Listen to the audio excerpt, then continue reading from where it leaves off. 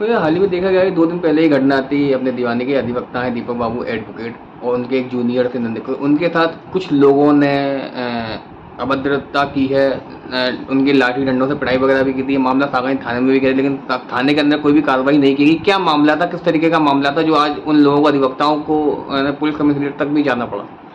देखिए, जैसा कि मेरे संज्ञान में है, जो दीपक बाबू एडवोकेट और एक दूसरे एडवोकेट चंद्रभान जी, नंद किशोर जी और उनकी पत्नी, इनके साथ जो घटना कार्य जिन लोगों ने किए हैं, उनके हौसले वास्तव में ही बहुत बुलंद हैं।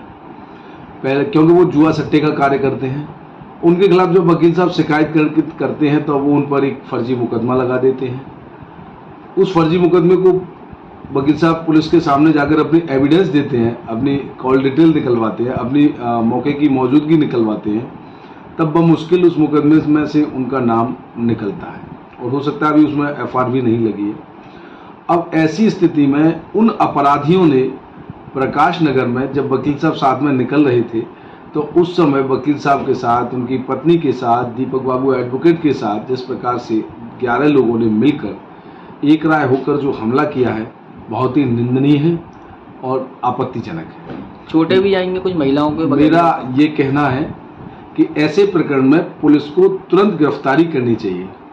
महिलाओं को भी मारा पीटा है, महिलाओं के भी पैरों में उन्होंने रॉड इत्यादि मारी हैं, जिससे उनके घुटनों में चोट है, शरीर के अन्य भागों में भी चोट है। तो ऐसे दुर्दांत अपराधियों के लिए तो माननीय योगी जी की सरकार जिस प्रकार से कार्य कर रही है, वो निश्चित रूप से काबिल तारीफ है।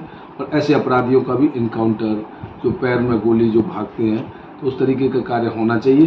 क्योंकि ये जो अपराध इन्होंने किया है, ये एक सोची समझी प्लानिंग के तहत किया है।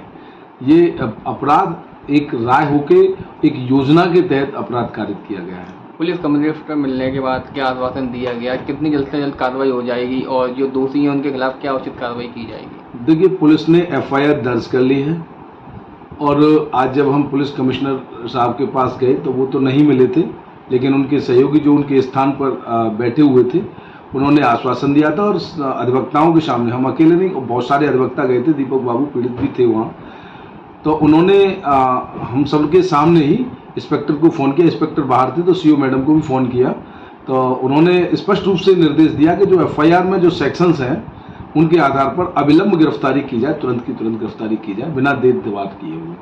तो उनको भी मालूम है कि वकील कभी किसी से झगड़ता नहीं है, वकील अपना कार्य से मतलब रखता है, और ऐसी स्थिति में अगर वकील के ऊपर हमला हुआ है तो निश्चित रूप से ये बहुत ही दुखद है, और पुलिस को जल्द से जल्द कार्रवाई करनी चाहिए। और आए दिन इस प्रकार की घटनाएं हो रही हैं, तो निश्चित रूप से मैं आपके माध्यम से सरकार को भी ये आग्रह करना चाहूँगा कि अति शीघ्र एडवोकेट प्रोटेक्शन एक्ट को लागू करें, जिससे जो उत्तर प्रदेश की अधिवक्ताओं की जो संख्या है, वो कम से कम उसको सुरक्षित करने के लिए सुनिश्चित किया जा सके, उनके साथ इस प्रकार की आए दिन घटनाएं घटित न हो।